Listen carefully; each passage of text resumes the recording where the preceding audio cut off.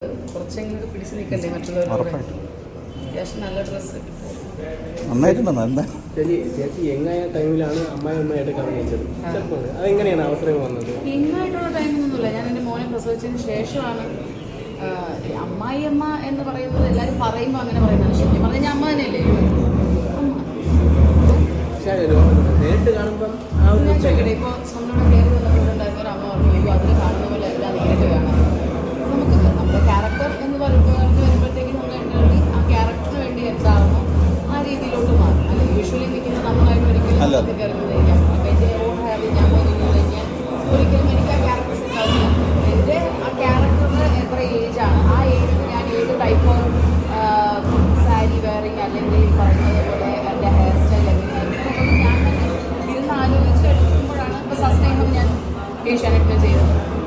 അപ്പോൾ അത് അത്രയും ഏജ് കൂടിയൊരു ക്യാരക്ടറാണ്. ശരിക്കും പറഞ്ഞു കഴിഞ്ഞാൽ ഞാൻ പരസ്പരം പത്മാവതി ചെയ്തതിനേക്കാൾ ഏജ് കൂടുതലാണ് സസ്നേഹം ഇന്ദ്രൻ. സോ അപ്പോൾ എന്തെങ്കിലും ഡിഫറെൻ്റ് ആയിട്ടുള്ള ക്യാരക്ടേഴ്സാണ്. അപ്പോൾ അതിന് ഹെവി ആയിട്ടുള്ള വിഗ് വേണമായിരുന്നു, ഫുൾ ഗ്രേ ഹെയർ വേണമായിരുന്നു. ആൻഡ് വാക്കിംഗ് സ്റ്റൈൽ അടക്കം നമ്മൾ അതിന് വേണ്ടി